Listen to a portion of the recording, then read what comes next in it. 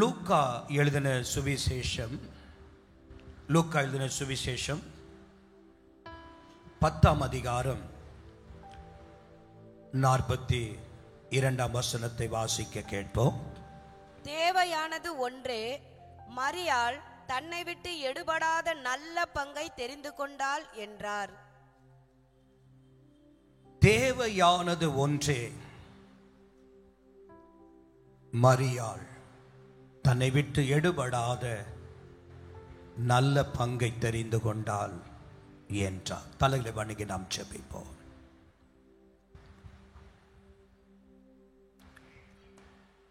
நம்முடைய ஆண்டவர்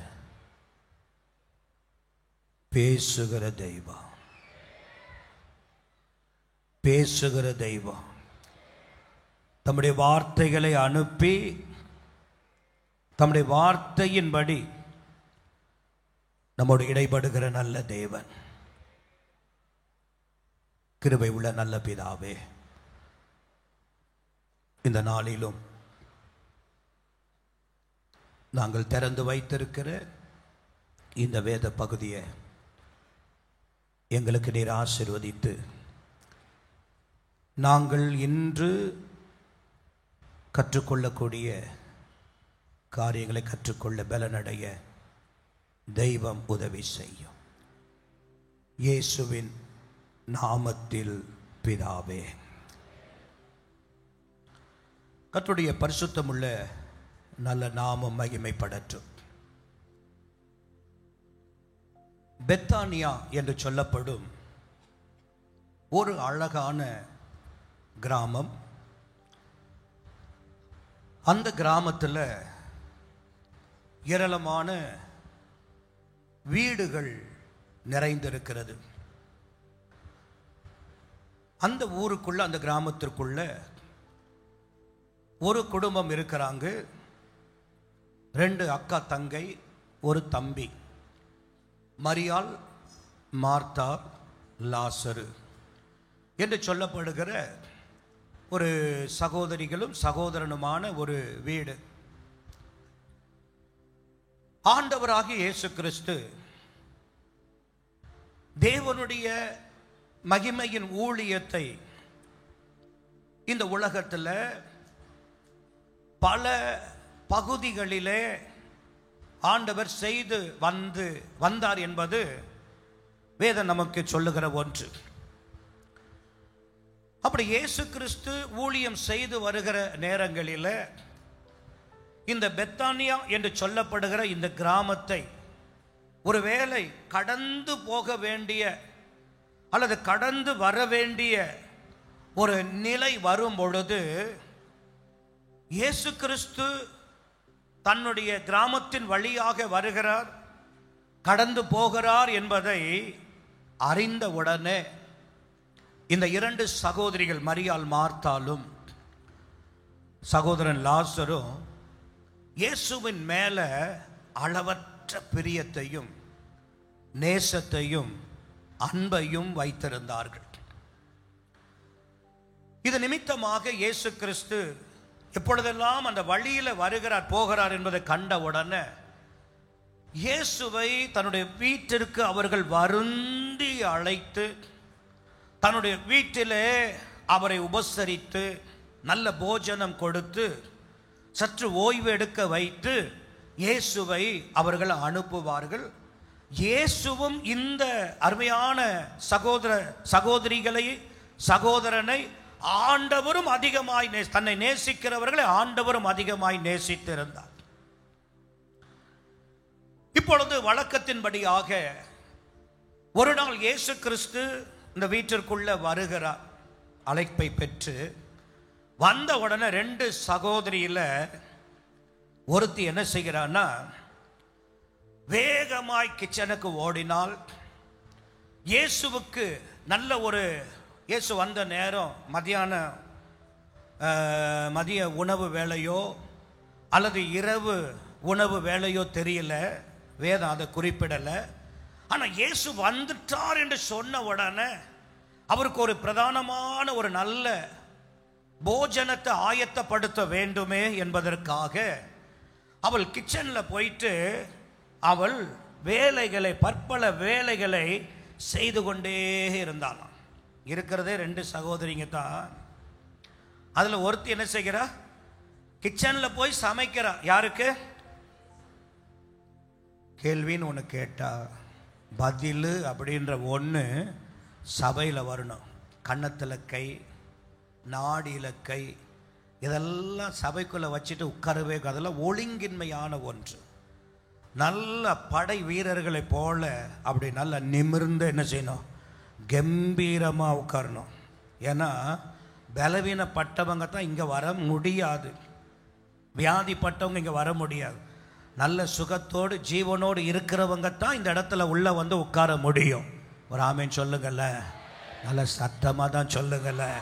ஹல்லேலூயா சொல்லுங்க பார்க்கலாம். என்ன கேள்வி கேட்டேன்? இயேசு சரி. இப்போ அங்க சமையல் நடக்குது. யாருக்காக அந்த சகோதரி சமைக்கிறா அப்படின்னா, இன்னும் சத்தமா தான் சொல்லுங்க, இயேசுவுக்காக அவள் சமைக்கிறாள். இயேசுவுக்காக அவள் சமைக்கிறாள். இயேசுவுக்கு என்ன பிடிக்கும்?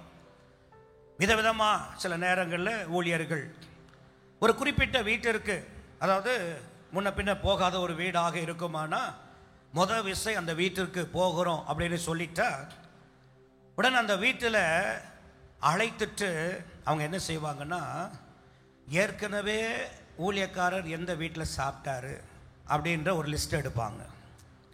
எடுத்துட்டு அவங்க கிட்ட கேட்பாங்க, ஊழியக்கார அம்மாவுக்கு என்ன பிடிக்கும், ஊழியக்கார பாஸ்டருக்கு என்ன பிடிக்கும் அப்படின்னு என்ன செய்வாங்கன்னா கேட்பாங்க. அதை நெருக்கமாக இருக்கிறவங்ககிட்ட கேட்பாங்க.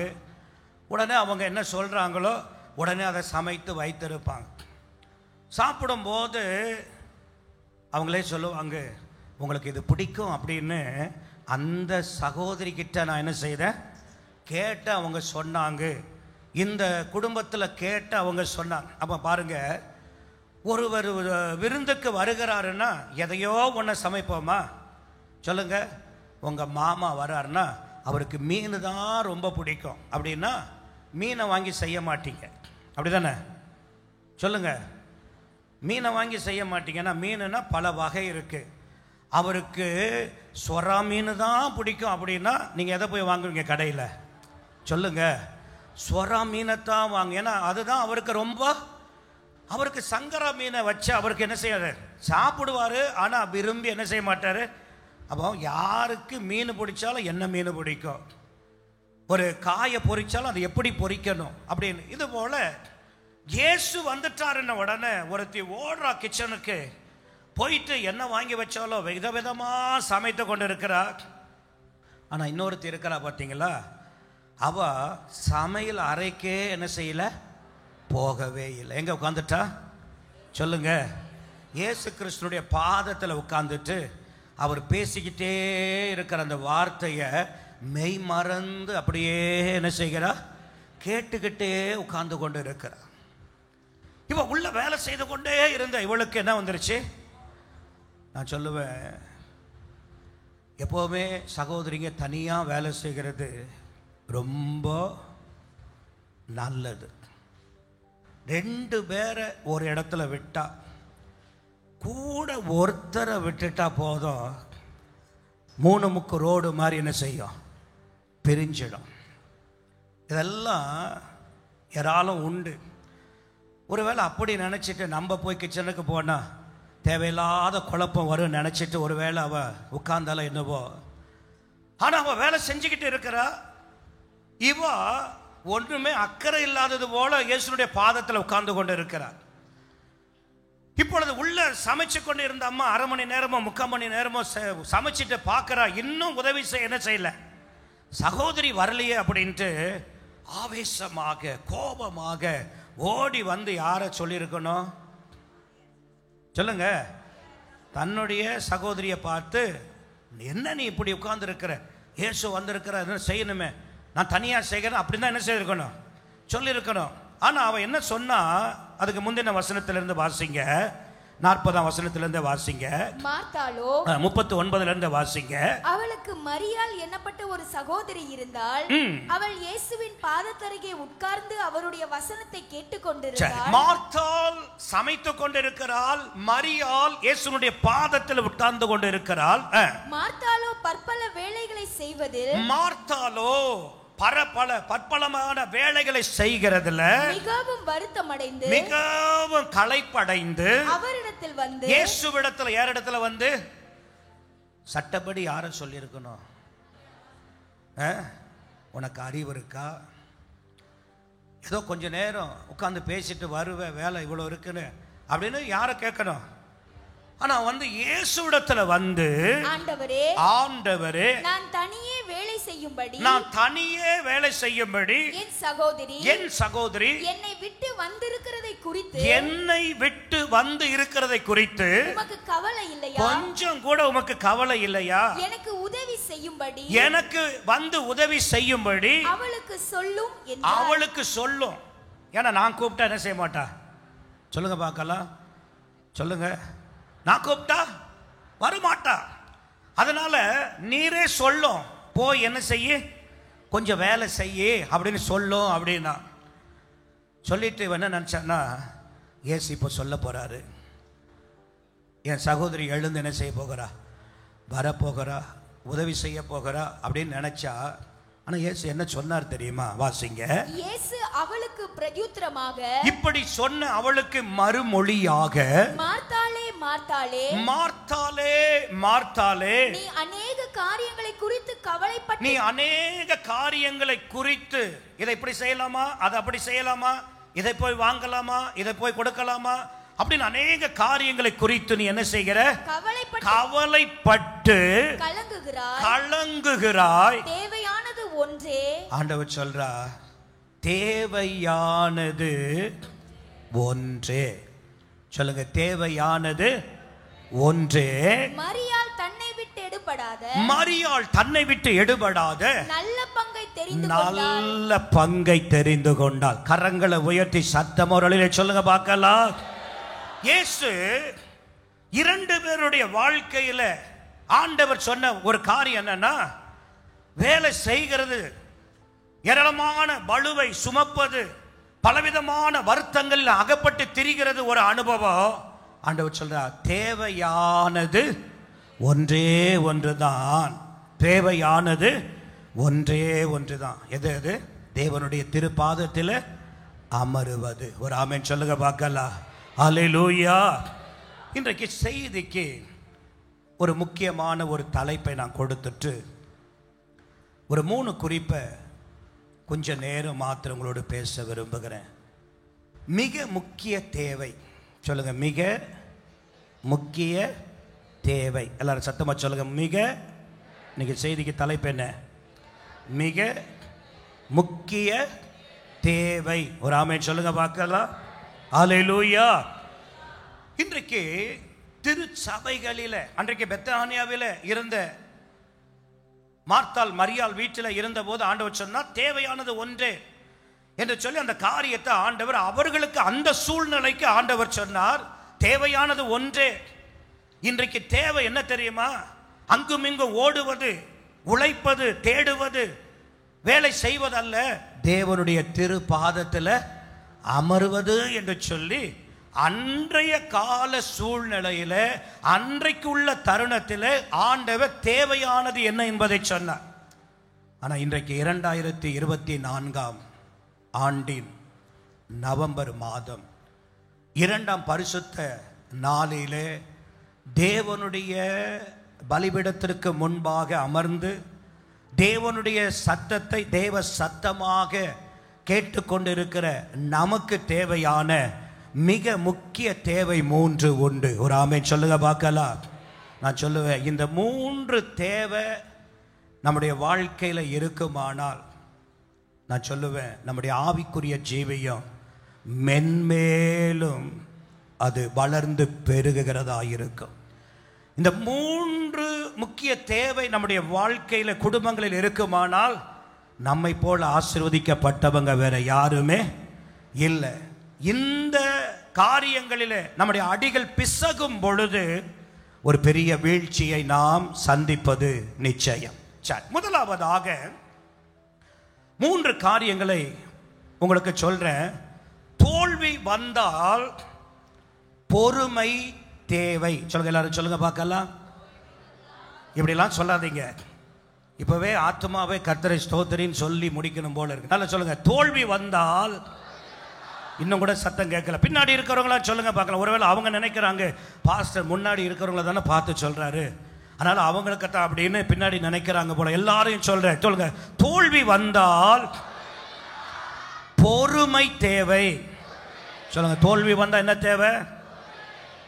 பொறுமை தேவை. மிக முக்கிய தேவை இன்றைக்கு. அன்னைக்கு மரியாள் மார்த்தாளுக்கு அன்றைக்கு உள்ள தேவை என்ன என்பது ஆண்டவர் அன்றைக்கு என்ன செய்தார்? அவங்களுக்கு வெளிப்படுத்தினார். ஆனா இன்றைய காலத்திலே வாழ்ந்து கொண்டிருக்கிற மரியாளை போல, மார்த்தாளை போல, லாசரை போல தேவனுடைய சமூகத்தில் அமர்ந்திருக்கிற நமக்கு மிக முக்கிய தேவை என்ன என்பதை இந்த கால வேளையில் ஆண்டவர் நம்மோடு பேசுவாராக. சொல்லுங்க, தோல்வி வந்தால் பொறுமை தேவை. ஒரு ஆமென் சொல்லுங்க பார்க்கலாம்.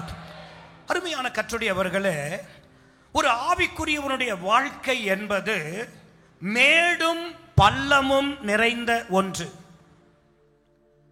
நல்ல ஆவியில நிரம்புகிறான், ஆவியில இருக்கிறான், ஆவியில வளர்ந்திருக்கிறான் என்று சொல்லுகிறதுனால அப்படியே நம்முடைய வாழ்க்கை அப்படியே சிகரத்தை நோக்கியே மேல ஏறி போகிற படிகள் போல அல்லவே அல்ல. என்னதான் தேவனுடைய அபிஷேகத்தை, தேவனுடைய வல்லமையை நாம் பெற்றிருந்தாலும், நாம் என்னதான் கிருபை வரங்கள் வல்லமைகளை நாம் பெற்றிருந்தாலும், ஒரு ஆவிக்குரிய மனிதனுடைய வாழ்க்கையில பல நேரங்களிலே தோல்வி வருவதும் உண்டு, தோல்வி போல சூழ்நிலைகள் வருவதும் உண்டு. ஆமாவா இல்லையா? சொல்லுங்க, வருதா இல்லையா? அந்த நேரம் தான் நீங்க என்ன நினைக்கிறீங்கன்னா, நான் தான் ஒழுங்கா பைபிள் படிக்கிறேன்னு, எனக்கு ஏன் இந்த தோல்வி வரணும்? நான் தான் ஒழுங்கா ஆராதனைக்கு போகிறேன்னு, எனக்கு ஏன் இந்த தோல்வி வரணும்? நான் தான் உண்மையா உபவாசிக்கிறேன்னு, எனக்கு ஏன் இந்த தோல்வி வரணும்? நான் தான் ஊழியத்தில் இருக்கிறேனே, எனக்கு ஏன் இந்த தோல்வி வரணும் அப்படின்னு சொல்லி சில நேரங்களில் எதிர்பாராத நேரங்களில் எதிர்பாராத இடத்துல இருந்து எதிர்பாராத விதத்தில் நாம் சந்திக்கிற சில தோல்வி இருக்கு பாருங்க. அந்த தோல்வியான நேரத்தில் தான் நாம் ஆவிக்குரியவர்களாகிய நாம் தடுமாறி செய்ய வேண்டியதை செய்யாதபடி, செய்யக்கூடாததை செய்து நாம் நம்முடைய ஆவிக்குரிய மேன்மையை நாம் இழந்து போகிறோம். இங்கு நாம் பார்க்கிறோம், ஒரு ஆவிக்குரியவனுடைய வாழ்வில் தோல்வி என்கிற ஒன்று வரும் பொழுது செய்ய வேண்டியது என்ன அப்படின்னா, தோல்வி வந்தால் என்ன தேவை? சத்தமா சொல்லுங்க, என்ன தேவை? பக்கத்தில் சொல்லுங்க, உங்க வாழ்க்கையில தோல்வி வந்தால். இப்ப நீங்க சொல்றது உங்க பக்கத்தில் இருக்கிறவங்களுக்கு தீர்க்க தரிசனம் போன்ற வார்த்தை. ஏன்னா அவங்க தோல்வியோடு வந்திருப்பாங்க. இப்போ நீங்க சொல்லும் போது அது ஒரு தீர்க்க தரிசனம் போல அவங்களுக்கு இருக்கும். ஒருவேளை நீங்க இப்ப சொல்லும் பொழுது அந்த நிலையில அவங்க இல்லைன்னா, ஒருவேளை இந்த வாரத்தில் அந்த சூழ்நிலை அவர்கள் சந்திக்க வேண்டியதா இருக்கும். அப்போ நீங்க சொல்ற இந்த வார்த்தை அந்த நேரம், நீங்க இப்ப சொல்றது காதுல போத இல்லையோ, அந்த நேரம் நீங்க பக்கத்துல இருந்து சொன்னது போல எப்படி இருக்கும்? நம்புகிறீங்களா? சொல்லுங்க, ஆமாவா? ஆமாவா இல்லையா? பக்கத்தில் சொல்லுங்க, தோல்வியின் போது அல்லது தோல்வி வந்தா பொறுமை தேவை. நல்ல பக்கத்தில் தைரியமா சொல்லுங்க, தோல்வி வந்தால் பொறுமை தேவை. அருமையான கர்த்தருடையவர்களே, நான் தாழ்மையா சொல்றேன், தோல்வி மனித வாழ்க்கையில் வரும்பொழுது பொறுமை தேவை. இயேசுவை பாருங்க, அவர் செய்யாத ஊழியமா, அவர் நிறைவேற்றாத அற்புதங்களா, அவரால் நடக்க முடியாத சம்பவங்களா? யோசித்து பாருங்க. செத்து பாடையில போறவனை கல்லறைக்கு விட மாட்டேன்னு சொல்லி பாதியிலேயே தடுத்து வீட்டுக்கு போடா அப்படின்னு என்ன செய்யறாரு? உயிரோடு எழுப்பி அனுப்புகிறார். மரித்து இப்பொழுது வீட்டுக்குள்ள சிறுமியை வைத்திருக்கிறாங்க. வீட்டுக்குள்ள போன உடனே அவ மறிக்கல அப்படின்னு சொல்லி எழுந்துரு. சர்வ சாதாரணமாக அவர் செய்யாத அற்புதங்களா? மறித்த 4 நாள் கல்லறை அவனை பூட்டி வைத்திருக்கிறது. அவன் சரீரமெல்லாம் அழுகி நாற்றம் எடுத்துக் கொண்டு இருக்கிறது. லாசருவை வெளியே வா அப்படின்னா மறித்தவன் கூட என்ன செய்யறான்? இப்படியெல்லாம் அற்புதம் செய்தவர் தான், கடல் மீது நடந்தவர் தான். அவரை பார்த்து பிசாசு அலறினது, எங்களை வேதனைப்படுத்தவா வந்த அப்படின்னு சொல்லி, நீர் யார் என்பது தெரியும், நீ தேவனுடைய குமாரன் என்று சாட்சி சொல்லி, நீர் பரிசுத்தர் என்று சொல்லி எவ்வளவோ அற்புதங்கள் இயேசு இந்த பூமியில செய்தார். ஆனால் அவருடைய ஊழிய ஓட்டத்தை நீங்கள் உற்று பார்ப்பீர்களானால், சிலுவையில் இயேசு தொங்கிக் கொண்டு இருக்கிறார். பல பரியாசங்கள், பல நிந்தனைகள், அவமானங்கள் மத்தியில் இறுதியாக அவருடைய ஜீவன் அவரை விட்டு எடுபட்டு போகிறது. உலகத்தின் பார்வையில் இந்த சூழ்நிலையை பார்க்கிற யாரா இருந்தாலும் என்ன சொல்லி பேசியிருப்பாங்க தெரியுமா? எம்மாவூருக்கு போகிறவங்க என்ன பேசிக்கிட்டு போனாங்க தெரியுமா? சொல்லுங்க பார்க்கலாம். இவர்தான் இஸ்ரவேலை மீட்டு ரட்சிப்பார் என்று இவர் செய்த அற்புத அடையாளங்கள் எல்லாம் பார்த்து நாங்கள் என்ன செய்தோம்? நம்பி இருந்தோம். நாங்கள் இவரைத்தான் இருக்கணும் நம்பணும். ஆனா அவரைத்தான் என்ன செய்தாங்க? சிலுவையில் அடித்து என்ன செய்துட்டாங்க? கொன்று விட்டார்கள். அப்படின்னா என்ன அர்த்தம்? அப்படின்னா அவருடைய ஊழிய ஓட்டம் கூட உலகத்தின் பார்வைக்கு பெரும் தோல்வி போல, சத்துருக்களுடைய பார்வையில் இந்த பெரிய அற்புதமான ஊழியம் பெரும் தோல்வி போலத்தான் தெரிந்தது. சத்துருக்கள் என்ன பேசியிருப்பாங்க? முடிக்கணும்னு நினைச்சோம், இயேசுவின் கதை என்ன செய்துட்டோம்? முடிச்சிட்டோம். உலகத்திற்கும் உலக மக்களுக்கும் தன்னை நம்பினவர்களுக்கு கூட. ஆனால் தான் சீஷர்கள் கூட என்ன செஞ்சாங்க? நாங்கள் மீன் பிடிக்க போகிறோம். இவரை கூட இருந்தோம், எல்லாத்தையும் இவர் சந்திச்சார், பார்த்தார். இப்போ அவரை அடித்து செலவில் அடிச்சுட்டாங்க. இனிமேல் நம்ம என்ன செய்வது? மீன் பிடிக்க போவோம். அப்போ அந்த இடம் எப்படி இருக்கிறது என்று சொன்னால், இயேசுவினுடைய ஊழியமே ஒரு தோல்வியில் முடிந்தது போல காட்சி அளிக்கிறது, பிரதிபலிக்கிறது. ஆனால் உண்மை அது இல்லை. நான் சொல்லுவேன், இவ்வளவு சம்பவங்கள் அவருடைய வாழ்வில் நடந்த போது கூட என் இயேசு பொறுமையாயிருந்தார். அவருக்கு நல்லா தெரியும், இப்போ நடக்கிறதெல்லாம் என் வாழ்க்கையில் நடந்து தேவ திட்டத்தை, தேவ சித்தத்தை ஒரு நாளும் மாற்ற போகிறது இல்லவே இல்லை. என் சத்துருக்கள் நினைப்பது போல என் வாழ்க்கை மாறப்போகிறது இல்லை. அவங்க நினைக்கிறது போல என்னுடைய வாழ்க்கை மாறப்போகிறது இல்லவே இல்லை என்பதை ஆண்டவர் அறிந்து, தோல்வி போல தன் வாழ்வில் இருந்த சம்பவங்களை, காரியங்களை இயேசு கிறிஸ்து என்ன செய்தாருன்னா, சொல்லுங்க, பொறுமையாயிருந்தா. நான் இப்படி சொல்லுகிறேன், தோல்வியின் போது அடங்கி இரு. சொல்லுங்க, சத்தமா சொல்லுங்க. தோல்வியின் போது எப்படி இருக்கணும்?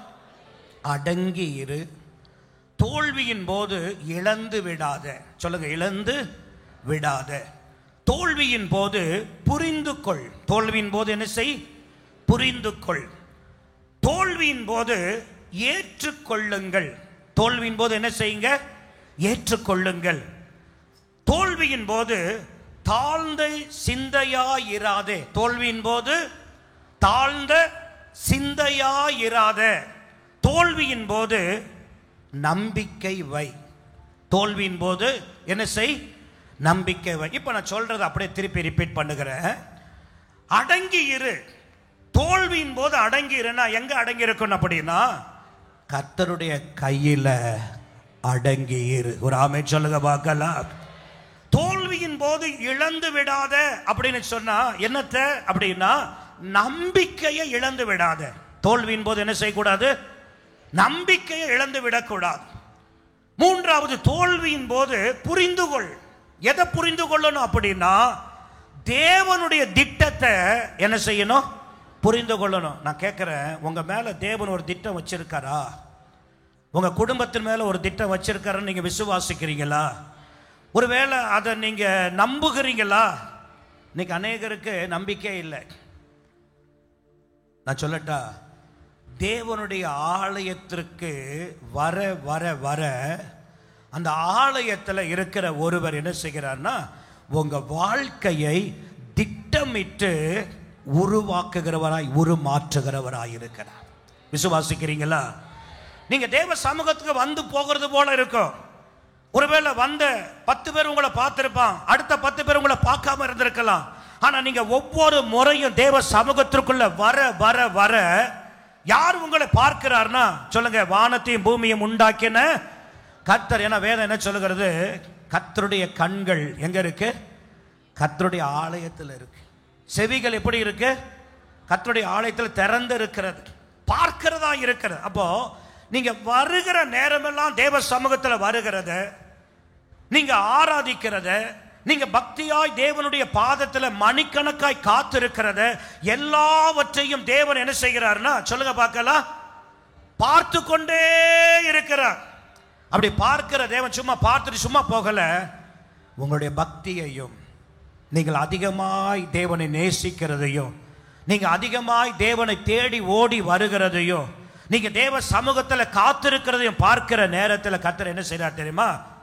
இந்த குடும்பத்தை இந்த வழியில நடத்தி இந்த உயரத்தில் கொண்டு போய் உயர்த்தி வைக்கணும், இவர்களை இப்படி மாற்றணும் என்று தேவன் திட்டமிடுகிற இடம் தான் தேவ சமூகம். ஒரு ஆமென் சொல்லுங்க பார்க்கலாம். அல்லேலூயா. ஒருவேளை எங்க வாழ்க்கையில் நாங்க சுகத்துக்கு தான் இயேசுவை தேடி போனோம். ஏன்னா மாந்திரக்காரனை தேடி சுகம் கிடைக்கல, நாட்டு வைத்திய தேடி சுகம் இல்லை. எனவே சுகத்திற்காகத்தான் 2 கண் தெரியாத ஐயா எங்களுக்கு சொன்னார். எனவே சுகம் கிடைக்கும் அப்படின்னு தான் இயேசுவிடத்தில் நாங்கள் போனோம்.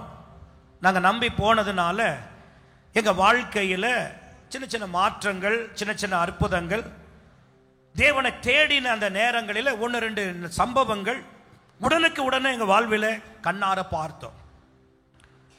அது நடந்ததுனால தான் ஆண்டவர் மேல அளவில்லாத நம்பிக்கை, விசுவாசம் பெருகினது. தொடர்ந்து நடக்கிற ஜெப கூட்டத்திற்கு, சபைக்கல்ல, ஒரு வீட்டு கூட்டங்களுக்கு தான் அந்த நாட்களில் நாங்கள் குடும்பமாய் ஜெபிப்பதற்கு போனோம். இப்படி தான் போனோம். இப்போ எங்கள் அப்பா நடக்க முடியாதவர் நடக்க ஆரம்பிச்சிட்டாரு. நல்ல கம்பீரமாக நடக்கிறாரு, நல்ல சுகமாயிடுச்சு, குடும்பத்திலெல்லாம் விடுதலை வந்துருச்சு. இப்போ எல்லாம் வந்த உடனே எங்கள் குடும்பத்தில் இருக்கிற சொந்த பந்தம்லாம் பெரிய கூட்டம் எல்லாம் என்ன செய்தாங்கன்னா, இதுவரைக்கும் வணங்கின தெய்வத்தை விட்டுட்டு, இவங்க மாதாவை விட்டுட்டு இயேசு இயேசு என்று சொல்லி பல ஜாதிகள் கூடுகிற இடத்துல இவங்களும் போய் உட்காருகிறாங்கன்னு சொல்லி என்ன செய்தாங்கன்னா, எங்களுக்கு விரோதமாக கட்டுப்பாடுகளை விதித்தாங்க. நீங்கள் தொடர்ந்து நம்முடைய குலதெய்வத்தை விட்டு நீங்கள் போனீங்கன்னா எங்கள் குடும்பத்தில் நடக்கிற விசேஷங்களுக்கு, நல்லது கெட்டதற்கு வரக்கூடாது. உங்கள் வீடுகளில் நடக்கிற நல்லது கெட்டதற்கு வரமாட்டோம் அப்படி என்று சொல்லி ஒரு ஊர் கட்டுப்பாடே எங்களை பண்ணி மிரட்டினான்.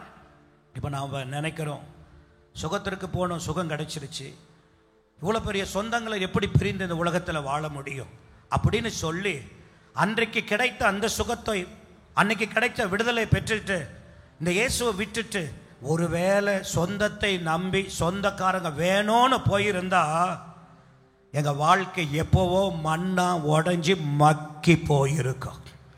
ஆனால் இன்றைக்கு நான் சொல்லுவேன், உறவுகள் வெறுத்தாலும் சொந்தம் வெறுத்தாலும் தேவையில்லை, இயேசு போதும் என்று சொல்லி அவருடைய ஆலயத்தை நம்பி அவரை தேடி தேடி தேடி தேடி காலையும் மாலையும் தேவனை தேடிக்கொண்டு தேவனை நேசித்து கொண்டு இருந்தபடியினால ஆண்டவர் பார்த்தார், இந்த குடும்பத்தை எந்த காலங்களிலே எப்படி உயர்த்தி வைக்கணும்னு நினைச்சாரோ ஆண்டவர் அப்படியாய் கர்த்தர் உருவாக்கி கர்த்தர் மாற்றி இன்றைக்கு உங்களுக்கு முன்னாடி கர்த்தர் வைத்திருக்கிறார். நான் தாழ்மையா சொல்லுகிறேன் அருமையானவர்களே, அப்போ புரிந்து கொள்ளணும். எதை புரிந்து கொள்ளணும் அப்படின்னா, தோல்வியின் போது நமக்கு ஒரு புரிதல் வேணும். எதை புரியணும் அப்படின்னு கேட்டா, தேவனுடைய திட்டத்தை நாம் என்ன செய்யணும். தோல்வி வந்துருச்சா, உடனே தோல்வியை பார்க்காதீங்க. நான் அவரை நம்பின பின்பு, நான் அவரை தேடின பின்பு, சத்தியத்தை அறிந்து ஞானஸ்தானம் எடுத்த பின்பு, பரிசுத்த ஆவியை பெற்ற பின்பு, இப்படிப்பட்ட ஒரு நல்ல ஐக்கியத்தில் இருக்கும் பொழுது எனக்கு ஒரு தோல்வி என்கிற ஒன்று வருமானால், தோல்வியில நான் விழுவேன் ஆனால், தோல்வி என் வாழ்க்கையில் வருமானால், நான் என்ன புரிந்து கொள்ளணும்? என் மீது ஏதோ ஒன்றை செய்வதற்கு அவர் திட்டமிட்டு இருக்கிறார் என்கிற ஒரு புரிதல் நமக்கு வேண்டும். ஒரு ஆமென் சொல்லுங்க பார்க்கலாம். அல்லேலூயா, அல்லேலூயா. தோல்வியின் போது ஏற்றுக்கொள்ளணும். தோல்வியின் போது என்ன செய்யணும்? சத்தமா சொல்லுங்க, என்ன செய்யணும்? ஏற்றுக்கொள்ளணும். தோல்வியை ஏற்றுக்கொள்ளணும். ஏன் தோல்வியை நாம் ஏற்றுக்கொள்ளணும் என்று சொன்னால், அதுதான் வெற்றிக்கு நம்மை ஊந்து தள்ளுகிறதா இருக்கிறது. தோல்விதான் அடுத்து நம்ம எங்க நடத்த போகிறது? வெற்றிக்கு. மரித்த போது, இயேசு மரித்த போது எல்லாம் நினைச்சான். என்ன நினைச்சான் தெரியுமா? கதையை முடிச்சிட்டோம், எல்லாம் முடிஞ்சிருச்சு. கூட இருந்தவங்க கூட ஐயோ அவரை நம்பி வந்து நாமும் கைவிடப்பட்டோமே அப்படிதான் நினைச்சாங்க. ஆனா 1 2 4 3ஆம் நாள் பார்த்தீங்கன்னா அந்த பெரும் தோல்வி அற்புதமான ஜெயத்திற்கு வித்திடப்பட்டது என்பதை மறக்கவே முடியாது. ஒரு ஆமென் சொல்லுங்க பார்க்கலாம். அல்லேலூயா. அது மாத்திரமல்ல, தோல்வியின் போது தாழ்ந்த சிந்தை நமக்குள்ள என்ன செய்யக்கூடாது? சொல்லுங்க, பக்கத்துல சொல்லுங்க. தோல்வியை பார்த்த உடனே ஒரு தாழ்வு மனப்பான்மை, ஒரு தாழ்வான சிந்தை ஒருபோது நமக்குள்ள வரவே கூடாது. ஏன்னா அந்த தோல்வியின் நேரம் தாழ்ந்த சிந்தை ஏன் வரக்கூடாதுன்னா, அதுதான் தேவனால் நாம் உருவாக்கப்படுகிற ஒரு உன்னதமான நேரம். நம்முடைய தோல்வியின் நேரம் தான் நாம் தேவனால் உருவாக்கப்படுகிற ஒரு உன்னதமான நேரம்.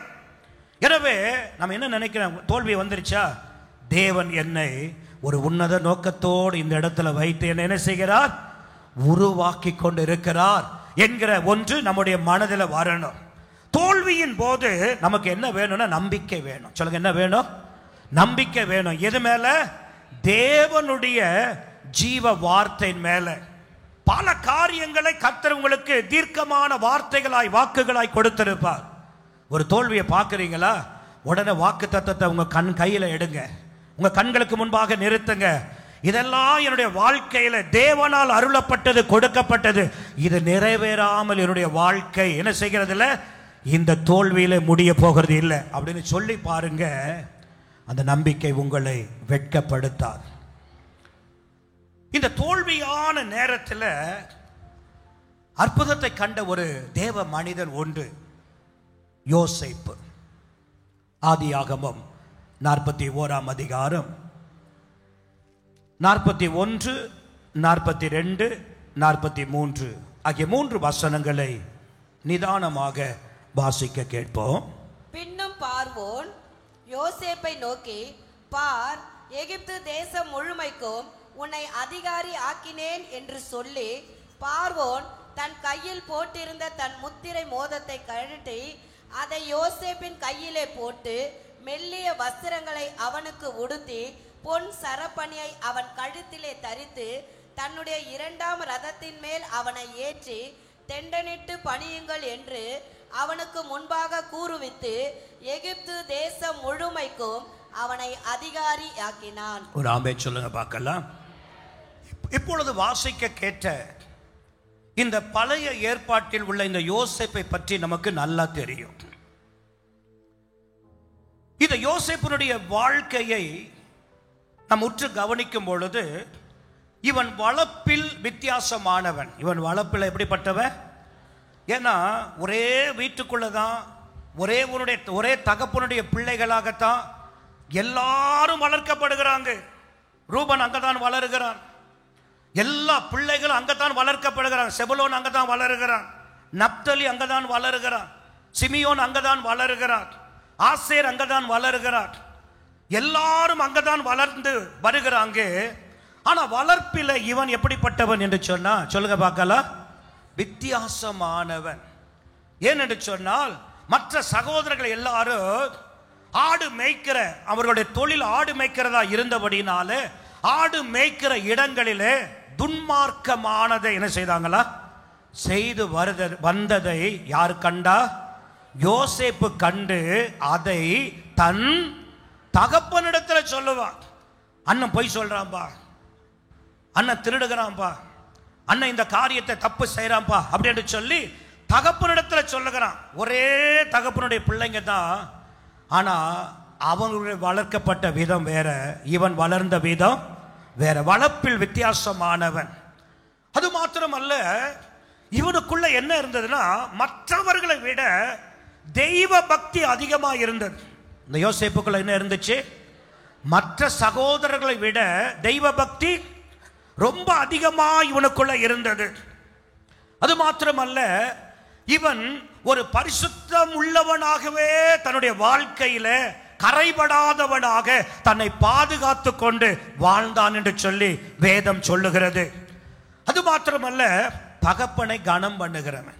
தகப்பன் ஒரு வார்த்தை சொன்னா உடனே போகிறேன் செய்கிறேன் என்று சொல்லி தகப்பனை அதிகம் கனப்படுத்துகிற ஒரு மனிதன்.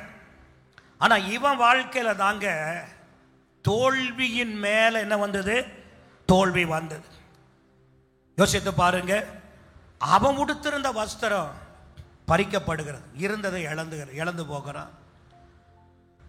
தண்ணீர் இல்லாத குழியில தூக்கி வீசப்படுகிறான், விற்கப்படுகிறான். இப்பொழுது எகிப்திற்கு கொண்டு அடிமையாய் போகப்படுகிறான். அங்கு செய்யாத குற்றத்தை செய்ததாக அவனுக்கு பழி சுமத்தப்படுகிறது. ஒரு குற்றமே செய்யாம சிறையில் குற்றம் செய்தவனை போல அடைக்கப்படுகிறான். இத்தனை சம்பவத்தையும் நீங்க எல்லாம் பார்த்தீங்கன்னா இவன் வாழ்க்கையில அடுத்து அடுத்து அடுத்து அடுத்து அடுத்து நடந்த எல்லாமே சொல்லுங்க பார்க்கலாம், தோல்வி தோல்வி தோல்விகளின் மேல தோல்வி போல அவன் வாழ்க்கை இருந்தது.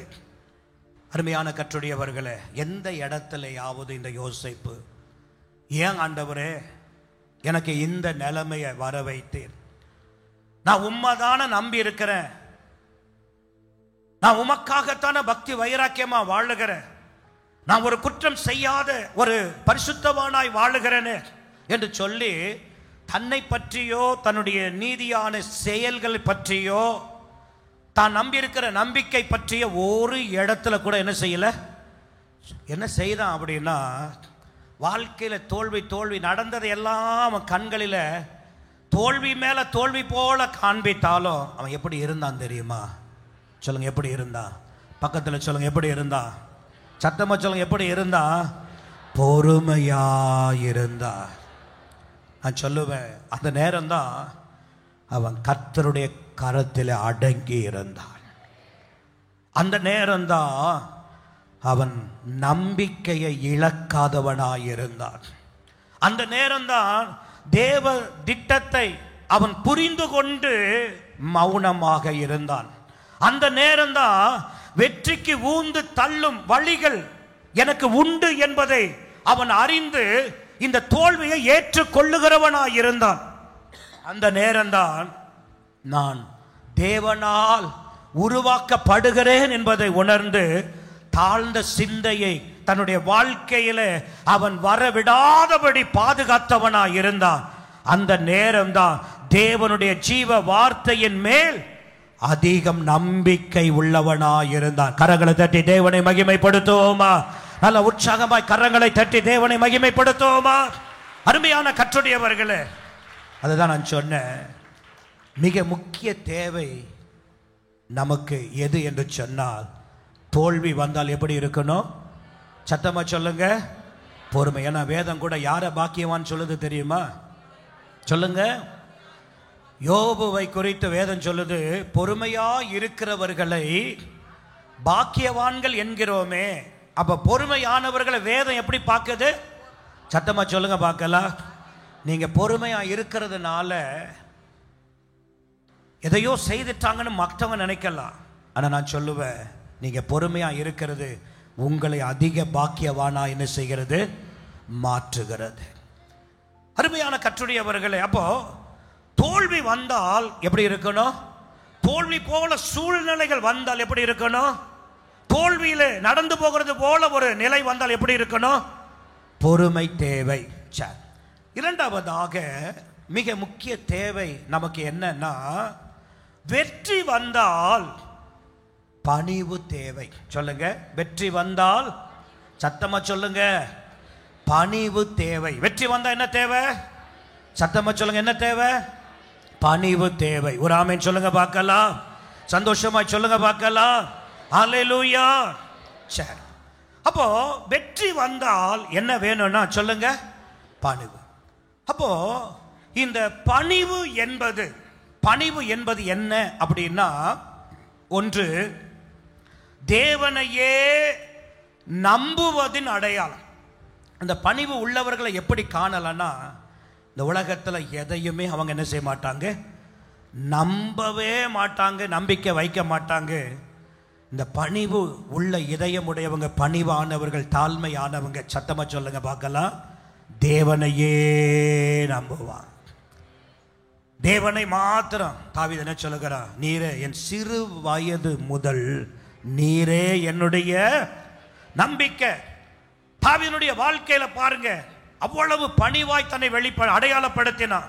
அப்போ பணிவு என்பது தேவனையே நம்ப பண்ணுவதனுடைய அடையாளம். பணிவு என்பது அன்பையும் இரக்கத்தையும் வெளிப்படுத்துகிற ஒன்று. சொல்லுங்க, பணி உள்ளவங்க இடத்துல என்ன இருக்குன்னா, ரெண்டு இதை பார்க்கலாம். இந்த தாழ்மை பணிவு உடையவரிடத்துல ரெண்டு மாறாமல் இருக்கும். அது என்னன்னா, ஒன்று அன்பு, இரண்டாவது இரக்கம். கல்லர்கள் கையில் அடிபட்டு குற்றுயிராய் கிடக்கிறான். விழுந்து கிடக்கிறவன் ஒரு யூதன். எருசலேமில் இருந்தவன் எரிகோவுக்கு போகிற வழியில, அந்த வழியில இப்பொழுது ஒரு மனிதன் வருகிறான். கிட்ட வந்து பார்க்கிறான் காயப்பட்டவன் அவனை பார்க்கிறான், வந்தவனும் இவனை பார்க்கிறான். இவனுக்கு அவனை நல்லா தெரியுது, அவன் யாருன்னா ஆசாரியன். அவன் யாரு? ஆசாரியன்.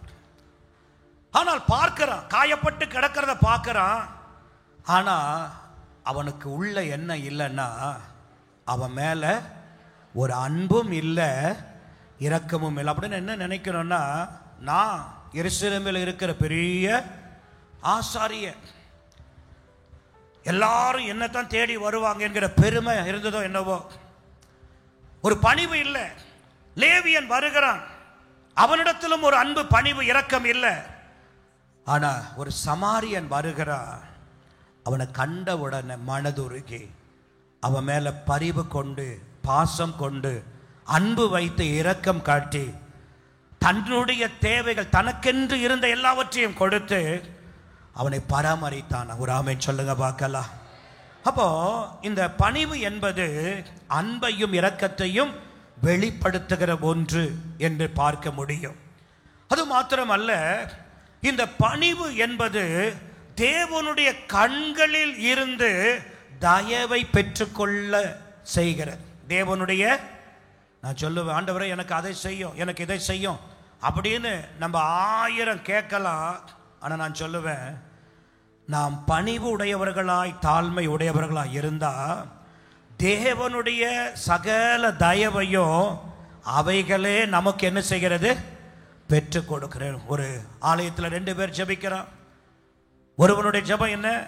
நான் பாவி அல்ல, நான் ஒரு திருடன் அல்ல, நான் ஒரு கொலைகாரன் அல்ல, அங்க இருக்கிற அந்த விபச்சாரக்காரனை போல அல்ல, ஏமாற்றுக்காரன் நான் அல்ல. நான் யாரு தெரியுமா? ஒழுங்கா ஆலயத்திற்கு வருகிறவன். அவன் ஜெபம் அப்படிதான் இருக்கு.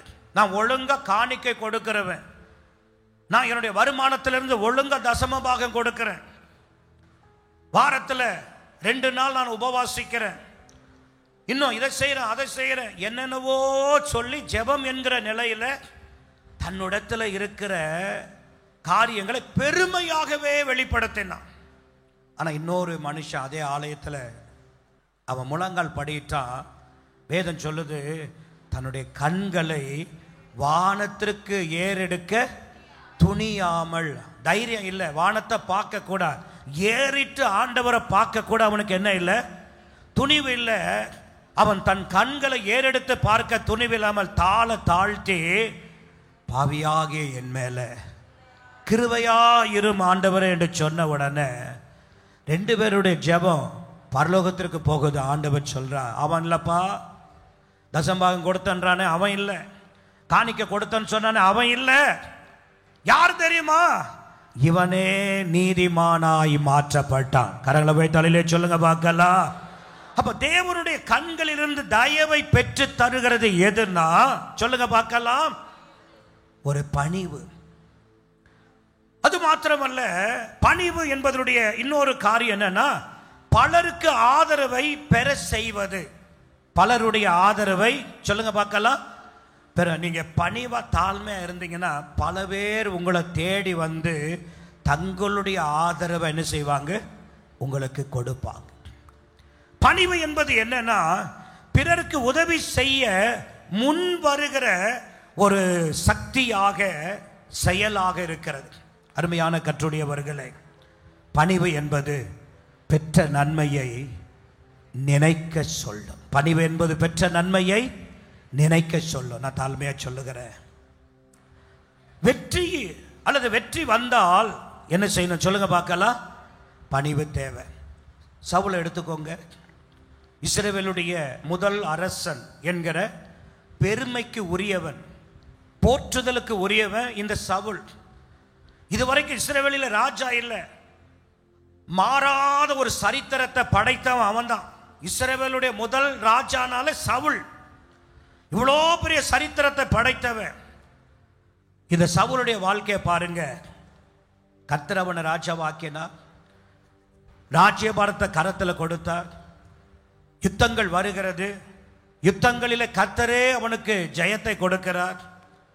ஆரம்ப காலங்களில் எடுத்த வெற்றியை பார்த்த உடனே இந்த யுத்தத்தில் கர்த்தர் தான் ஜெயத்தை கொடுத்தார், கர்த்தர் தான் ஜெயத்தை கொடுத்தார் என்று சொல்லி தன்னுடைய தேச மக்களுக்கு கர்த்தரை உயர்த்தி காட்டினவன் தான்.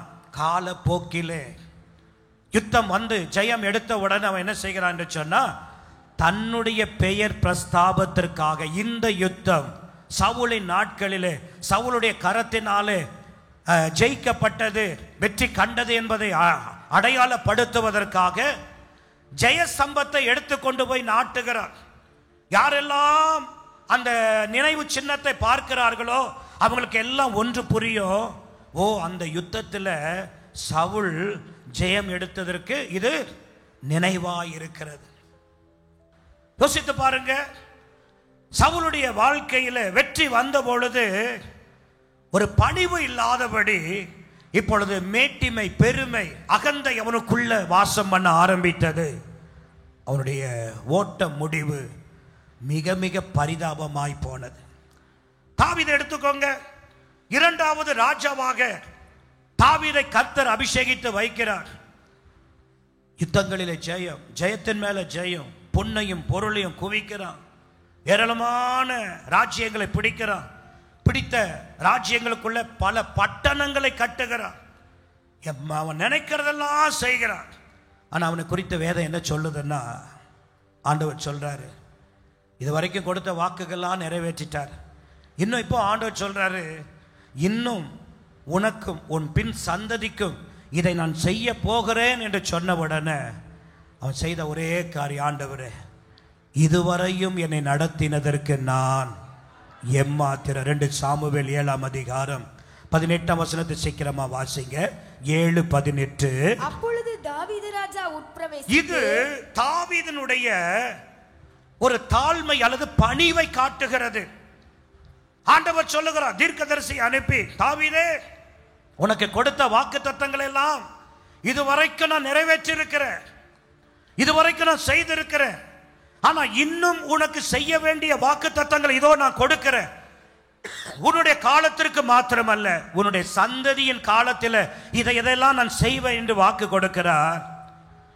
உடனே அவன் கர்த்தருடைய சமூகத்தில் இருந்து, கர்த்தராகிய ஆண்டவரே தேவரீர் என்னை இதுவரைக்கும் கொண்டு வந்ததற்கு நான் எம்மாத்திரம், என் வீடும் எம்மாத்திரம். நான் என்ன தகுதி உடையவன்? இதுவரையும் என்னை கொண்டு வந்ததற்கு எனக்கு என்ன தகுதி இருக்கிறது? இந்த வார்த்தை அவனுடைய தாழ்மையை, அவனுடைய பணிவை காட்டுகிறது. எனவே தான் நான் சொன்னேன், தோல்வி வரும் பொழுது பொறுமை தேவை, வெற்றி வரும் பொழுது பணிவு. இன்றைக்கு அநேகருடைய வாழ்க்கையில் சபைக்குள்ள வந்து தோல்வியின் நிலை மாற்றப்பட்டு வெற்றியின் மேல் வெற்றியை அவர்கள் கண்டு வெற்றியின் மேல் வெற்றி களிப்பில் அவர்கள் திகைத்து அவங்க அந்த உற்சாகத்தில் இருக்கிற வேளையில் தன்னை சுற்றிலும் அனுகூலமான பல பேர் அந்த நேரத்தில் வருவாங்க. பரட்ட தலையோடு, தலைக்கு இருக்கிற முடிக்கு என்ன கூட வைக்க வக்கு இல்லாம, ஒருவேளை சோத்துக்கு லாற்றி அடித்த நிலையில, ஒன்றுமில்லாத ஒரு சூழ்நிலையில ஆலயத்திற்குள்ள வந்ததுனால என்னவோ, தேவனை நம்பினதுனால என்னவோ, கர்த்தர் அவருடைய வாழ்க்கை மாற்றி பல வெற்றிகளை அவருடைய வாழ்வில தந்து ஜெயத்தை கொடுத்து படிப்படியாய் உயர்த்தி பல யுத்தங்களின் ஜெயங்களை அவர்கள் கண்ட உடனே பல பேர் இப்ப சுத்தி வந்துடுவாங்க. இதுவரைக்கும் முன்னாடி ஒருத்தர் கூட ஒரு சொந்தம் வந்து கிட்ட வந்திருக்காங்க, இன்னைக்கு எல்லாம் கிட்ட வந்துடுவாங்க, எல்லாரும் சுத்தி வந்துடுவாங்க. இப்ப இந்த ஆளுக்கு என்னன்னா, இந்த வெற்றியை பார்த்த உடனே இவர் தன்னுடைய அனுபவத்தில் போய் எடுத்தது போல, தன்னுடைய ஞானத்தினால பெற்றது போல, தன்னுடைய படிப்பினால இந்த வெற்றியை கண்டது போல, தன்னுடைய அறிவினால இந்த வெற்றியை அவர் அடைந்தது போல நினைத்து கொண்டு இருக்கிற உலக மக்களையும் உறவுகளையும் பிரியப்படுத்த நினைத்து, இன்றைக்கு தான் கண்ட வெற்றி இனி நம்முடைய வாழ்வில் தொடர்ந்து இருக்கும் என்பது போல நினைத்து கொண்டு என்ன செய்கிறாங்க என்று சொன்னா, பணிவுக்கு மாறாக பெருமை பிடித்தவர்களாக சுற்றி திரிகிறவர்களாக இருக்கிறார். நான் சொல்லுவேன், உன் வாழ்க்கையில் வெற்றி வந்ததுன்னா பெருமை வரக்கூடாது. உன் வாழ்வில் வெற்றியை கண்டான்னா ஒருபோதும் பெருமை வரக்கூடாது. சாகர வரைக்கும் உனக்கு இருக்க வேண்டிய ஒன்று என்னன்னா, சொல்லுங்க பார்க்கலாம், இது என்னால் உண்டானது அல்ல, இது கர்த்தருடைய இரக்கம், கர்த்தருடைய கிருபை, கர்த்தருடைய ஏவு. அப்போஸ்தலன் யார் தெரியுமா? பவுல் யார் தெரியுமா?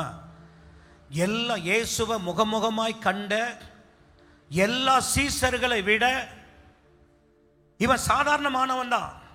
இயேசுவை இவன் இயேசுனுடைய ஊழிய நாட்களில் இவன் பார்த்தது கிடையாது. ஒளியில தான் இயேசுவை பார்த்தான். ஆனா சீசர்கள் அப்படி அல்ல. இயேசுவை முகமுகமாய் பார்த்தாங்க, இயேசுவோடு நடந்தாங்க, இயேசுவோடு உட்கார்ந்தாங்க, இயேசுவோடு சாப்பிட்டாங்க.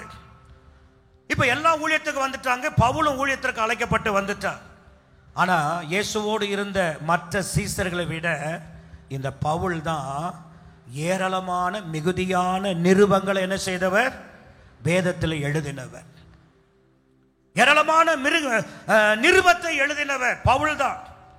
மற்ற சீசர்களை விட, 12 சீசர்களை விட அதிகமாய் பிரயாசப்பட்டவரும், அதிகமாய் உழைத்தவரும், அதிக திருச்சபைகளை ஏற்படுத்தினவரும், அதிக பாடுபட்டவரும், அடிப்பட்டவரும் யாருன்னா சொல்லுங்க பார்க்கலாம், இந்த பவுல் தான்.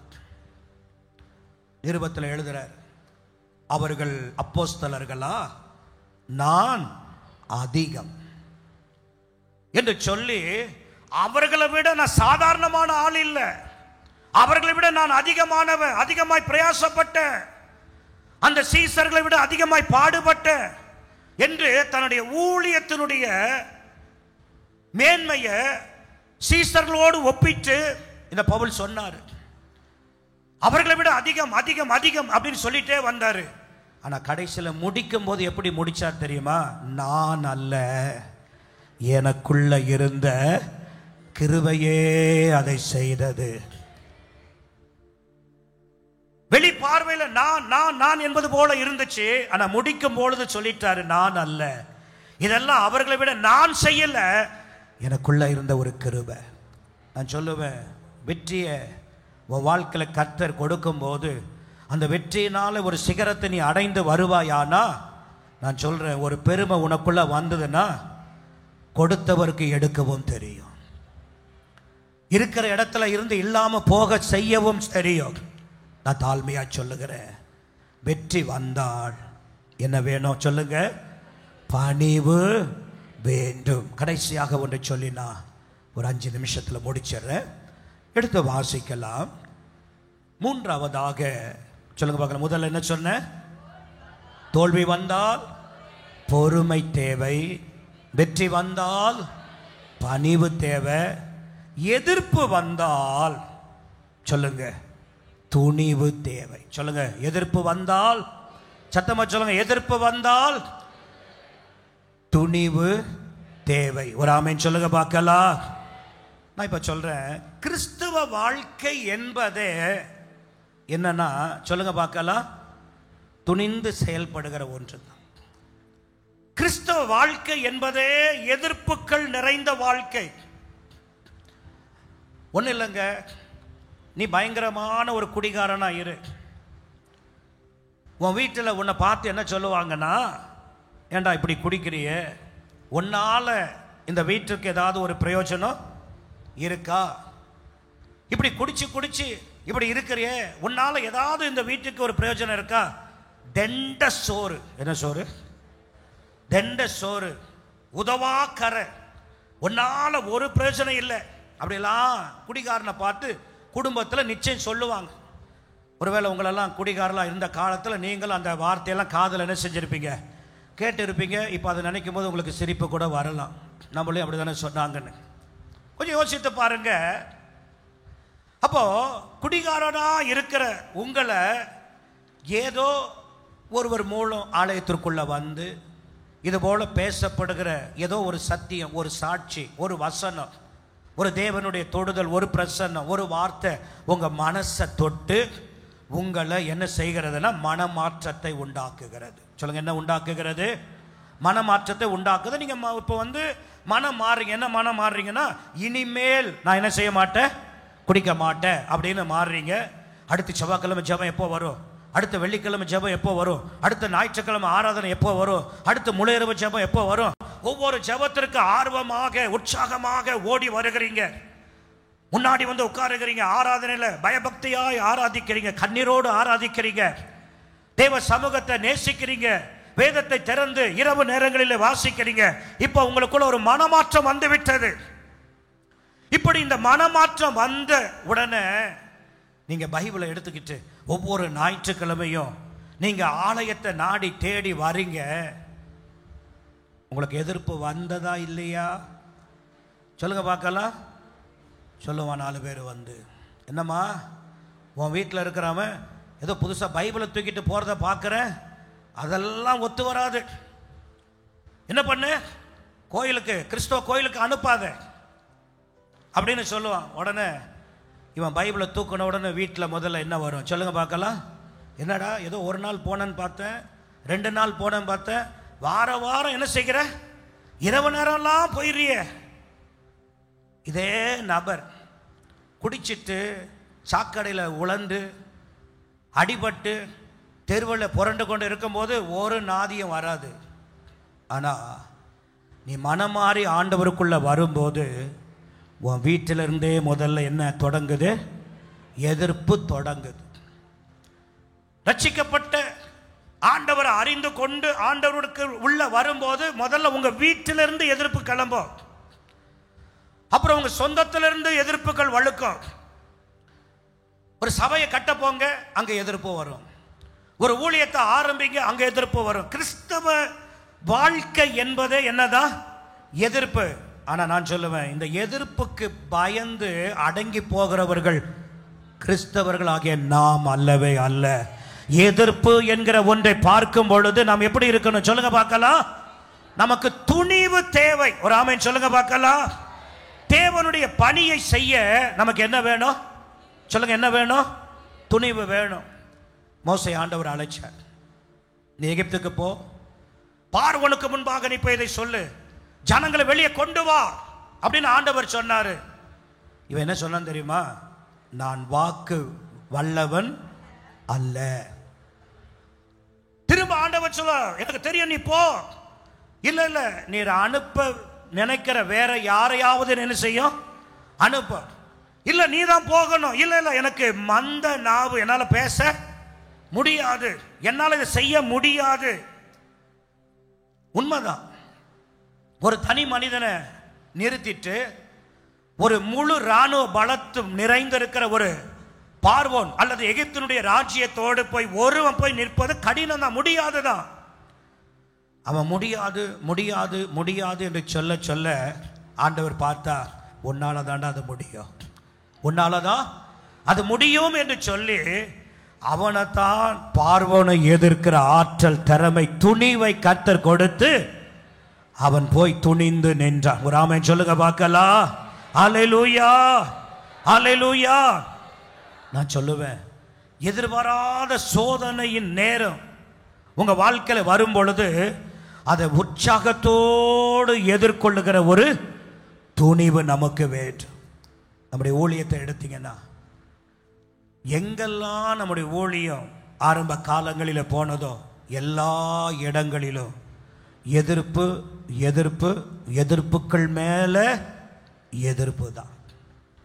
இதற்காக வந்த எதிர்ப்பை கண்டு ஐயோ இனி ஊழியம் செய்ய முடியாது என்று போன எத்தனையோ ஊழியர்களை போல, இந்த பகுதியில் ஊழியமே செய்ய முடியாது அப்படின்னு போன எத்தனையோ ஊழியர்களை போல, ஒருவேளை அன்றைக்கு வந்த எதிர்ப்புகளிலே ஒருவேளை துணிவு இல்லாதபடி ஒருவேளை இருந்திருந்தால் இன்றைக்கு இந்த ஊழியத்தையும் ஊழிய வளர்ச்சியும் நிச்சயம் கண்டிருக்கவே முடியாது.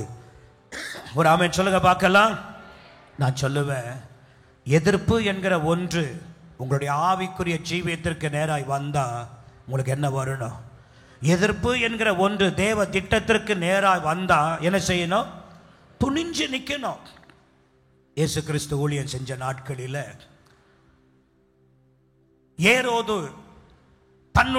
ஏரோது ராஜா ஆட்சி செய்கிற அவனுடைய எல்லைக்குள்ள, அவனுடைய வட்டாரத்திற்குள்ள இயேசு ஊழியம் செய்து கொண்டு வருகிறார்.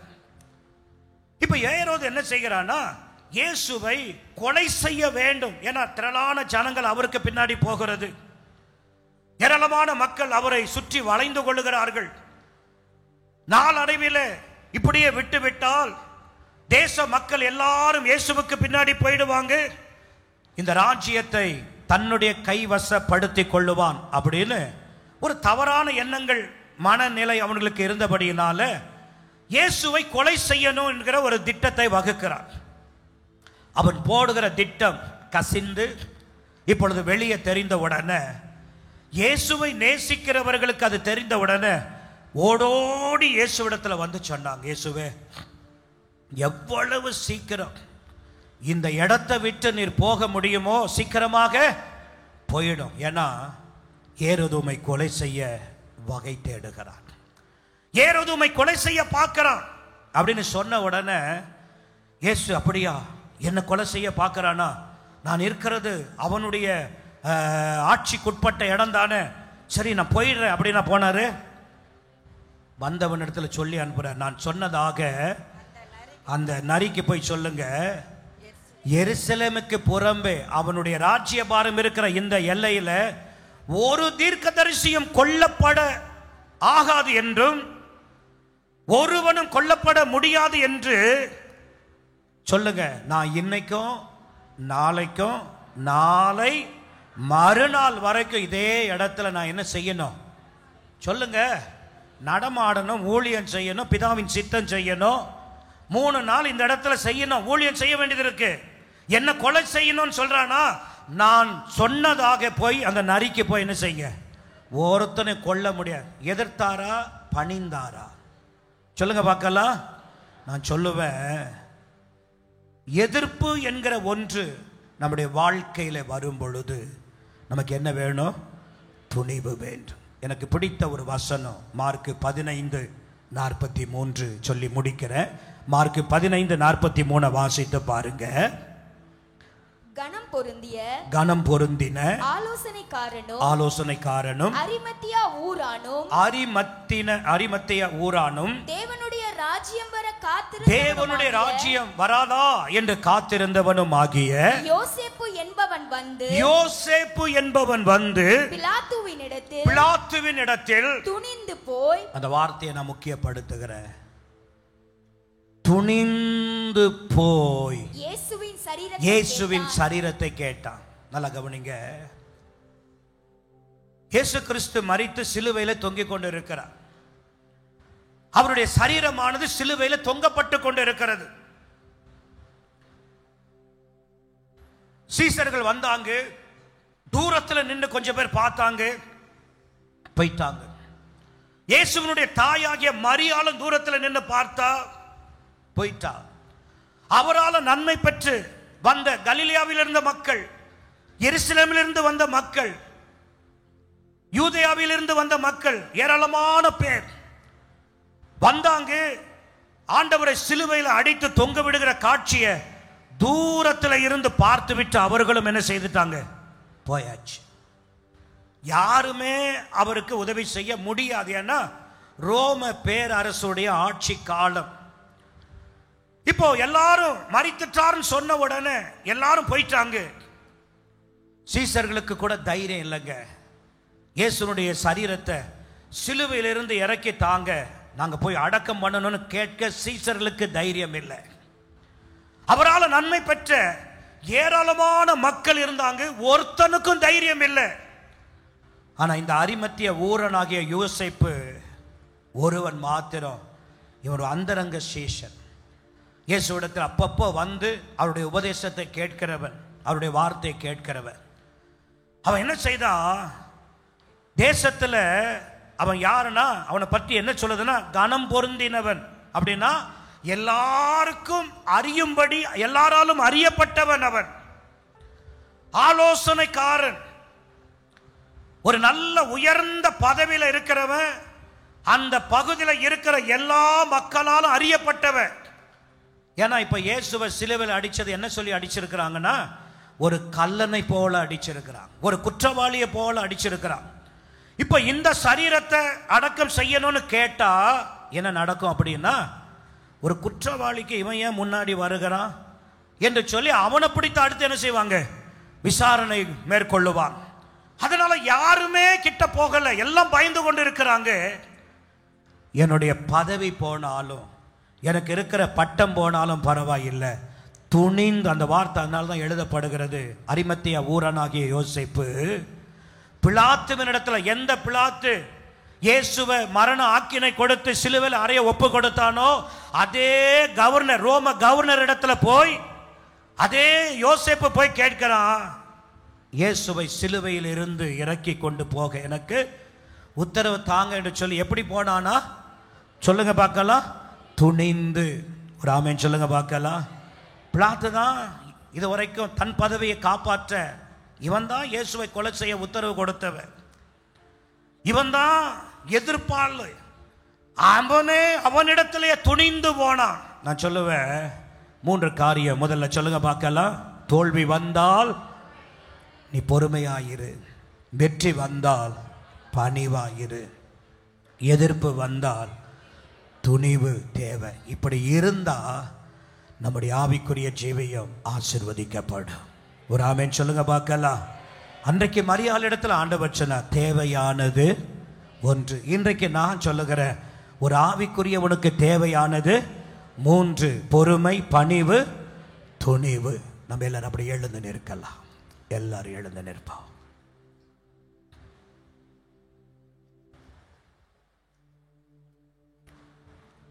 யாரும் பேசக்கூடாது, யாரும் இப்போ சபைக்குள்ள இருந்து வெளியில போக வேண்டாம். இது முக்கியமான நேரம், நம்மை ஒப்பு கொடுத்து நாம் ஜெபிக்கிற ஒரு நேரம்.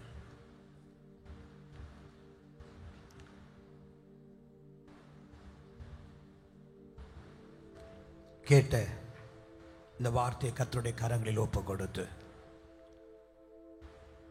கண்களை மூடி, ஆண்டவரே எங்களுடைய ஆவிக்குரிய ஜீவியம் தடுமாறாமலும் வழி மாறாமலும் வழி விலகாமலும்,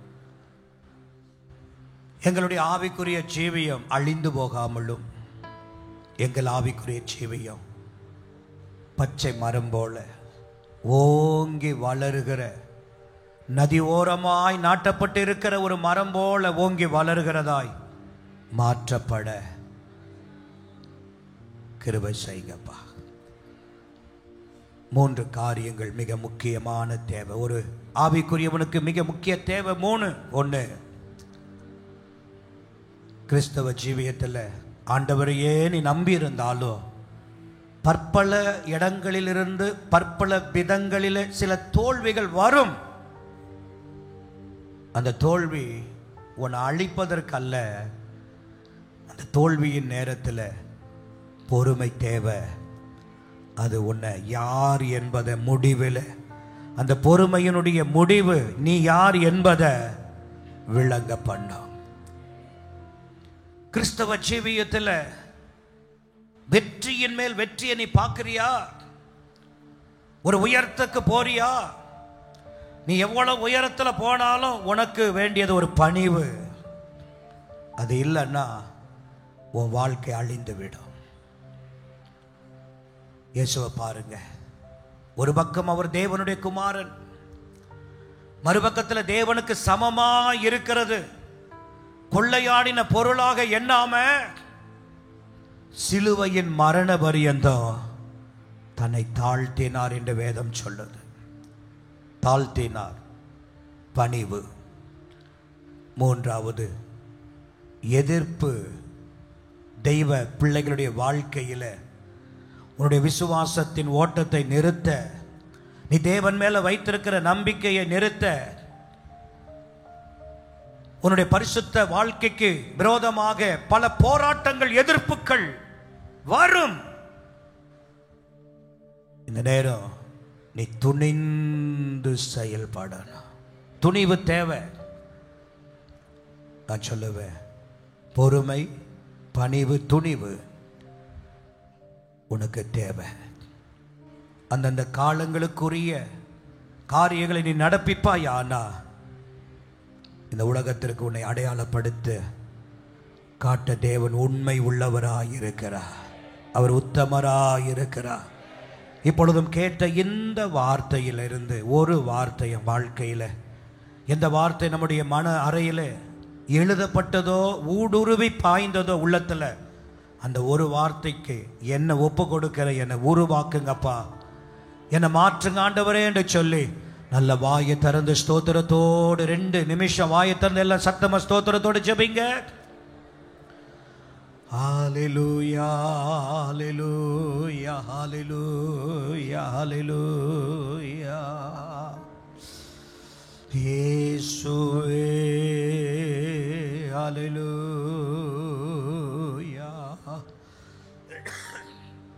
ஹalleluya ஹalleluya.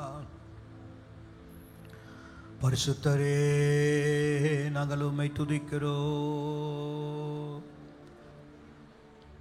நன்றி அப்பா.